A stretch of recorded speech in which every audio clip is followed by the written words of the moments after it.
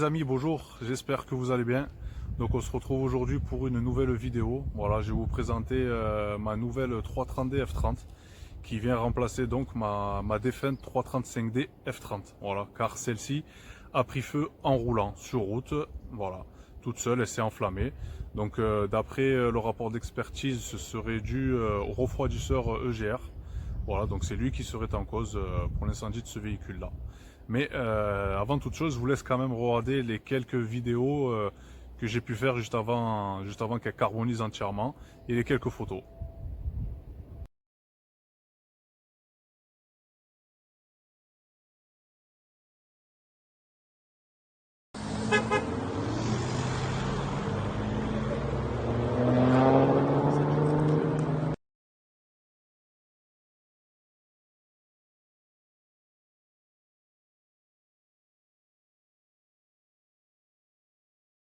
Donc les amis, vous avez pu voir un petit peu ces vidéos un petit peu choquantes. Voilà, je dis la vérité, quand ça vous arrive, ça fait peur, hein, ça fait peur. Donc comment ça s'est passé? En fait, je roulais sur National, enfin sur une 2x2. Je roulais à 90, 93, ouais, je me rappelle plus. Et en fait, d'un coup, j'ai senti que la voiture n'avait plus de puissance. Voilà, j'avais plus rien sous la pédale. Pas de message d'erreur, pas de message d'alerte, rien. Et voilà, plus rien sous la pédale. Bon, ben, je me dis ok, bizarre, très bizarre. Donc je laisse la voiture en roue libre pour arriver au prochain rond-point et sortir. Et là, plus moyen de bouger, de faire quoi que ce soit. Bon, la voiture était allumée. Je me dis mince, c'est bizarre. Et d'un coup, je vois des flammes sortir, en fait, de la fumée sortir de mon capot. Voilà, mon capot, de la fumée, une odeur de cramé à l'intérieur. Voilà, le temps de sortir, d'enlever toutes mes affaires, ça a pris 8 minutes, hein, 5-8 minutes. On a essayé de l'éteindre avec un gars qui s'est arrêté, qui a été très sympa, avec un extincteur, pas moyen. Dès lors où j'ai ouvert le capot, ça a fait un appel d'air. Il n'y avait rien à faire, voilà, si ce n'est que de prendre les quelques effets personnels que j'avais et de quitter le véhicule. Voilà. Suite à ça, donc à cet incident du 10 janvier, vous vous doutez bien que les assurances, c'est bien quand on paye, mais quand on a un sinistre, il n'y a plus personne. Voilà, donc depuis le 10 janvier, je n'ai toujours pas été remboursé. Expertise, contre-expertise, la faute de BM, la faute du garage qui me l'a vendu. Une vraie galère. Voilà, donc dossier qui est passé aux fraudes aussi. Voilà, puisque ça faisait que 4 mois que j'avais le véhicule, donc forcément fraude. Pourtant, quand c'est arrivé, j'ai appelé immédiatement la police, les gendarmes. Et voilà, même le gendarme a pu voir, la voiture était encore allumée avec le phare allumé. Je veux dire, donc il n'y a pas d'embrouille, c'est pas un coup d'assurance comme certains peuvent croire ou pourraient faire. La voiture a vraiment pris feu en roulant avec des témoins, les gars qui sont arrêtés pour m'aider. Mais toujours rien, donc c'est une guerre, c'est une guerre. Pour info, j'avais acheté le véhicule 23 800 euros. Voilà, auprès d'un garage. Le seul chiffre que j'ai eu au jour d'aujourd'hui, c'est 20 500 euros. 20 500 euros. Mais voilà, je ne sais pas comment, à 20 500 euros si je peux retrouver une 335D F30 Pacem Sport Design. Elle avait 168 000 km et bien entretenue. Et voilà, on me donne 20 500 euros. Alors c'est même pas l'assurance qui m'a fait la proposition, parce qu'à la rigueur, bon, si on te fait une proposition, ça va. Non, non, c'est ce que j'ai pu voir sur le rapport d'expertise. Voilà, l'assurance qui fait le mort. Quand tu les appelles, ils t'envoient chier, tu les fais chier. Voilà, pourtant tu payes tous les mois, hein. Moi j'ai 3-4 BMW assurés chez eux. Mais bon, on te fait galérer encore. Vive les assurances. Donc je les cite, hein, c'est GAN Assurance, voilà. Chez qui je suis assuré. Donc c'est une compagnie que je déconseille fortement. En fait, si vous vous assurez au minimum, il n'y a pas de problème, allez-y.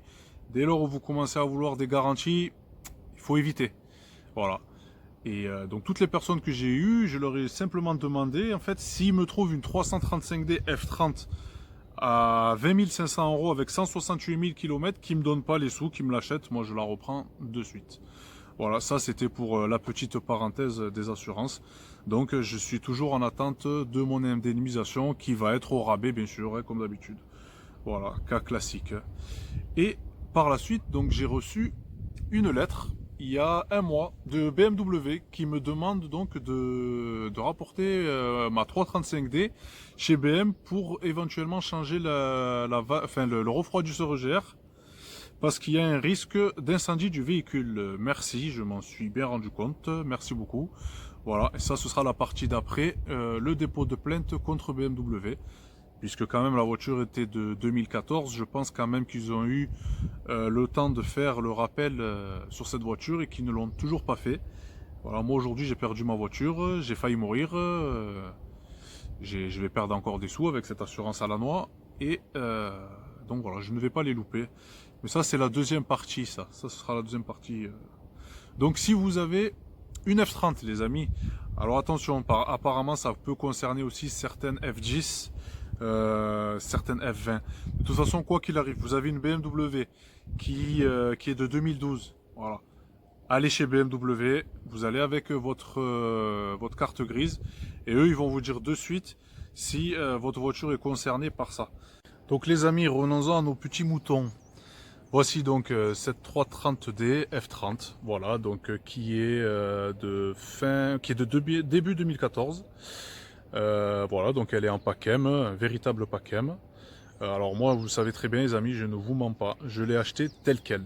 Voilà, je n'ai rien fait de plus comme modif dessus. Là, j'ai commandé une lame qui doit arriver là d'ici peu. En fait, elle est arrivée, mais je l'ai envoyée chez le carrossier, donc j'attends de la récupérer. La seule modif que j'ai fait, personnellement, c'est ces petits rétroviseurs. Voilà. Bon, certains les reconnaîtront, hein, on peut les trouver sur Wish, sur eBay, pour la somme de 34 €, quelque chose comme ça. Donc ça fait toujours une petite touche. Une petite touche, voilà. Donc celle-ci est une 330D non X-Drive, hein, donc c'est une propulsion. Voilà, donc ça je vous dis la vérité, je revis parce que ça me faisait chier, moi le X-Drive sur mon ancienne 335D. Et on ressent une voiture beaucoup plus joueuse. Et voilà, c'est plus l'esprit donc de BMW. Voilà, donc niveau jantes, on retrouve les jantes en 19. Voilà, ça c'est les jantes d'origine BMW. Le précédent propriétaire donc a fait installer, je suppose, ces bandes M Performance. Donc ils font rappeler les séries M Performance qui existent d'origine. Mais à ma connaissance, je ne sais pas si ça existe en fait une 330D M Performance. Alors j'ai vu oui, j'ai vu non. Je sais pas. Voilà, moi je l'ai acheté tel quel, donc je vais pas vous dire c'est une vraie M Performance. Je ne raconte pas de salade. Donc les petites modifs, on retrouve également ce spoiler. J'avais exactement le même, voilà, imitation carbone. J'avais exactement le même, ça se trouve pour 160 € sur eBay, pareil, si on n'est pas pressé. Voilà, on retrouve le petit diffuseur sympathique. Sympathique, voilà. Alors vu que celle-ci est une 330D, je vous dis honnêtement, la sortie de gauche ne me gêne pas spécialement, bien qu'elle va dégager, pour avoir une sortie type 335D mais série E90, voilà. Donc une sortie à gauche, une sortie à droite, ça fera toujours bien mieux que ces deux sorties dégueulasses. Par contre, inadmissible que sur une 335D on ne les mette pas. Voilà, moi c'est ce que j'avais sur mon ancienne, c'était le détail. Et alors tout le monde te demande, mais c'est pas un vrai 335D que t'as, c'est pas vrai, Samir, tu mens. Non, non, non, je mens pas, c'est un vrai 335, voilà. Ça c'est la petite parenthèse du détail qui me faisait chier. Voilà, donc je vous fais le petit tour, hein.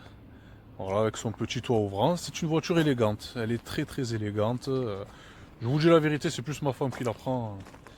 Elle aime bien la conduire, elle a une direction qui est souple, légère, et voilà, alors... Consommation vraiment raisonnable, je dois être à quoi 7 litres, 5, 8 litres, j'ai pas le pied léger. Mais voilà, ça marche super bien, c'est vraiment très très honnête. Voilà.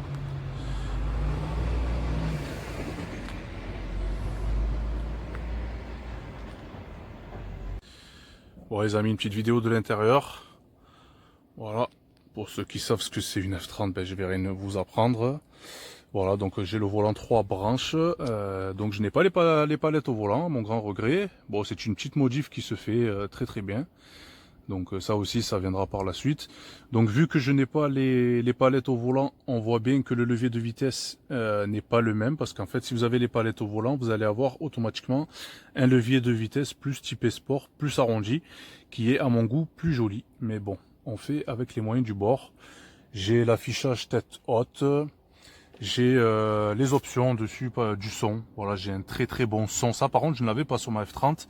Et je vous dis la vérité, donc si vous voyez pas ces petits tweeters là, c'est que vous avez le son de base et il est dégueulasse. Il faut dire la vérité, il est très dégueulasse.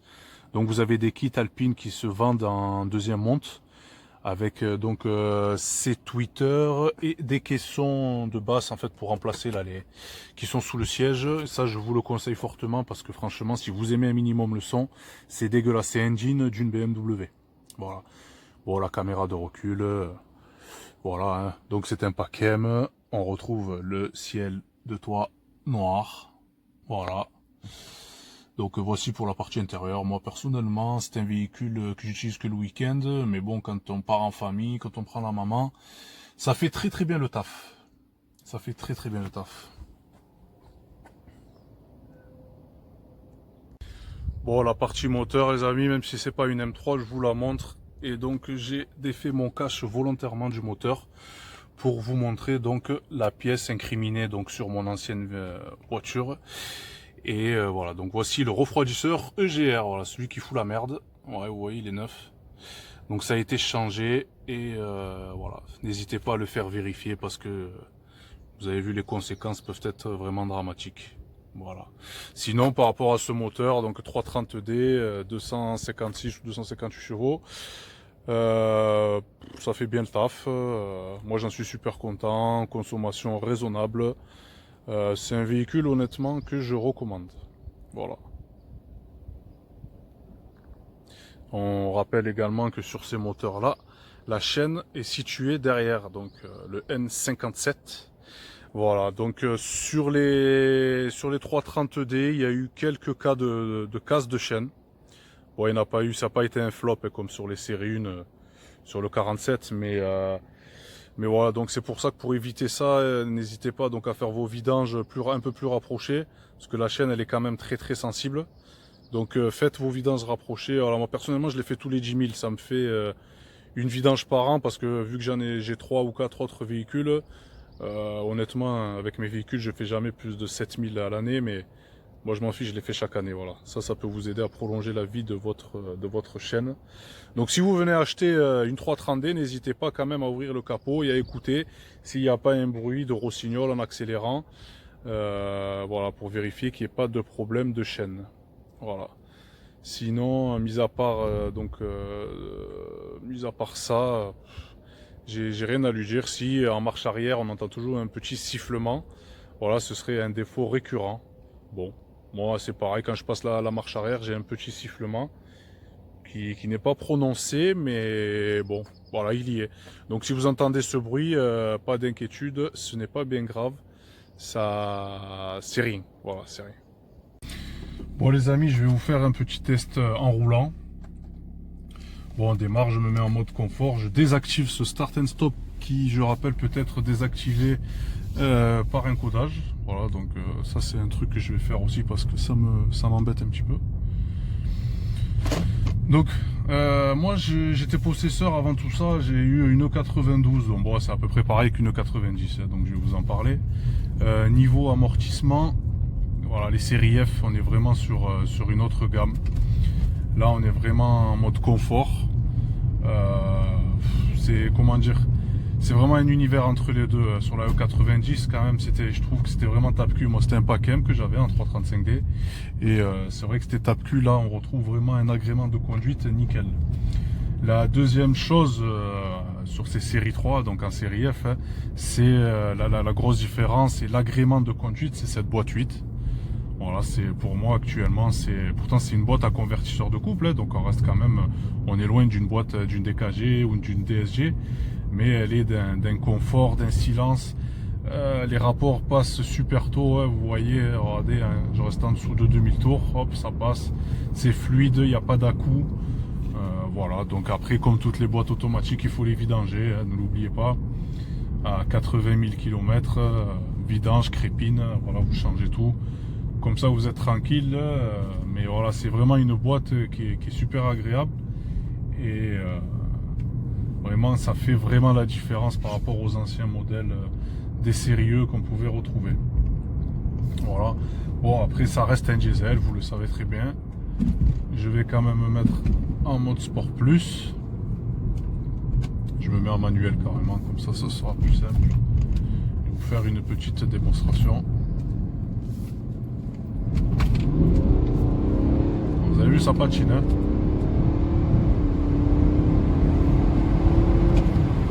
Voilà, on se retrouve quand même vite à des vitesses sarco-illégales, comme on dit. Donc ça prouve quand même qu'au final un 330D, ça fait quand même assez bien le taf. Je vous parlerai par la suite 330D, 335D en F30, qu'est-ce que vous choisirez. Je vais vous donner mon avis. Après, libre à vous de le choisir ou pas. Sinon voilà, ça reprend quand même bien.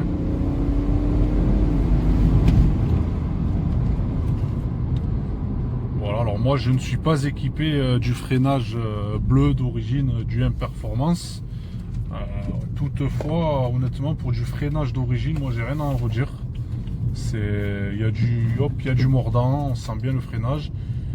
Endurant, je peux pas vous dire s'il est endurant parce que bon, je fais pas de circuit, mais dans l'utilisation de tous les jours, il n'y a pas de problème. Le freinage n'est pas en défaut sur cette voiture là. Voilà, je vais vous faire une autre reprise. Et je vais tout enlever, ça vous allez voir un petit peu.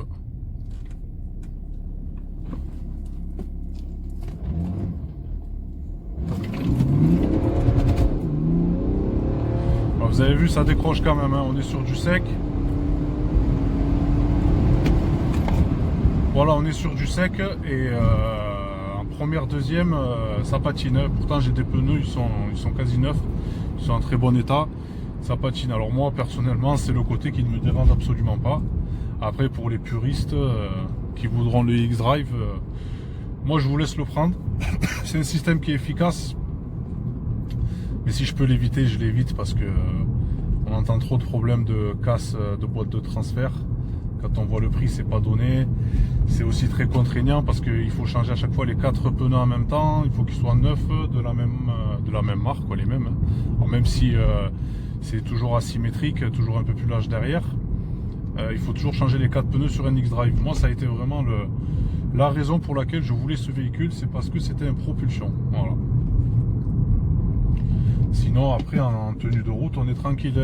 Même s'il n'y a pas un X-Drive, quand on roule tranquille, même sous la pluie ou des choses comme ça, l'anti-patinage rattrape très très bien. On va pas faire un soleil avec la voiture, loin de là. Si vous faites un soleil, c'est que de toute façon, même avec un X-Drive, c'est que vous allez vous planter. Donc les amis, je voulais juste revenir sur un petit détail. En fait, c'est sur l'anti-patinage. Donc quand on met le mode Sport Plus, on voit ce petit logo là donc qui est affiché. Mais l'anti-patinage est toujours présent, hein. Donc vous avez pu le voir sur la vidéo. Il y a un autre voyant qui s'est mis à clignoter à côté. Donc c'est-à-dire qu'il n'était pas entièrement déconnecté. Pour le déconnecter entièrement, il vous suffit de rester appuyé sur ce bouton. Voilà, donc vous restez appuyé quelques secondes et vous allez voir à l'écran, hop, voilà, DSC off. Donc là, vous avez voilà un anti-patinage qui est complètement désactivé. Et attention, l'arrière va danser. Voilà. Je vous rappelle également que si vous êtes en mode confort, vous pouvez également, donc en appuyant sur la touche, le désactiver. Voilà. Toutefois, si vous le désactivez sans avoir rien touché, vous retrouvez quand même une direction plus dure, hein, comme si vous étiez en mode Sport Plus.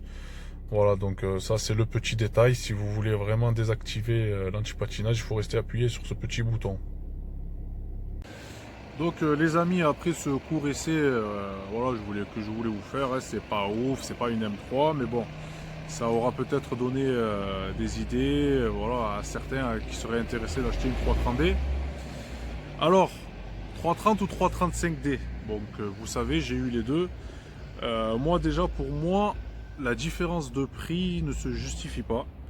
Pour la simple et bonne raison qu'il y a quand même entre 4 et 5 000 euros d'écart en occasion.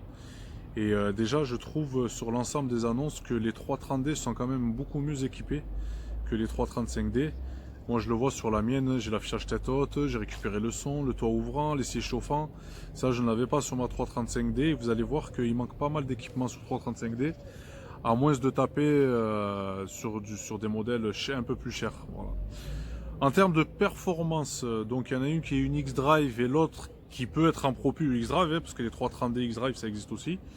Mais en termes de performance, il n'y a pas beaucoup d'écart. Ça va surtout se jouer sur en haut dans les tours. Vous voyez, quand vous approchez les 5000 tours, le 330D va s'essouffler un peu plus qu'un 335D, forcément, avec ses deux turbos. Mais sinon, pour 99,9% du temps que vous allez passer avec votre voiture, que vous allez rouler, ça justifie pas le prix, voilà. Après, si vous avez une bourse no limite, vous pouvez toujours acheter une 335D, il n'y a pas de souci, il y a quand même une différence. Hein. Et vous avez une application qui existe, elle s'appelle X-Delete, qui vous permet de rouler en propulsion. Alors attention, moi c'est parce que je squatte les forums, donc j'ai pu voir qu'effectivement, hein, vous avez, au lieu d'avoir le X-Drive, les 4 roues qui se déclenchent, eh bien, vous retrouvez une vraie propulsion. Moi, je ne garantis pas la fiabilité. Est-ce que ça abîme pas la boîte de transfert sur une X-Drive? Je ne sais pas. Il faudrait vous renseigner. Mais voilà, donc si vous avez vraiment un budget illimité et que vous vous en foutez, ben, prenez le 335, vous emmerdez pas. Par contre, si vous avez un budget un peu plus raisonnable, vous voulez un véhicule avec un peu moins de kilomètres et mieux kilométré, moi je vous conseille la 330D. Ça vaut pas le coup d'acheter, de mettre 4-5 000 euros de plus. Sur un 335D, il faut changer les 4 véhicules, les 4 pneus en même temps. Il faut 4 pneus neufs à chaque fois par rapport à la boîte de transfert. Donc c'est un coût supplémentaire. Vous avez toujours le risque de la casse, de la panne de la boîte de transfert, parce que malgré ces préconisations que beaucoup ont respectées, ils se sont retrouvés souvent avec des boîtes pétées. Et c'est pas une légende urbaine, ça arrive souvent. Quand on voit le tarif, c'est 4 ou 5 000 euros, ça fait réfléchir quand même.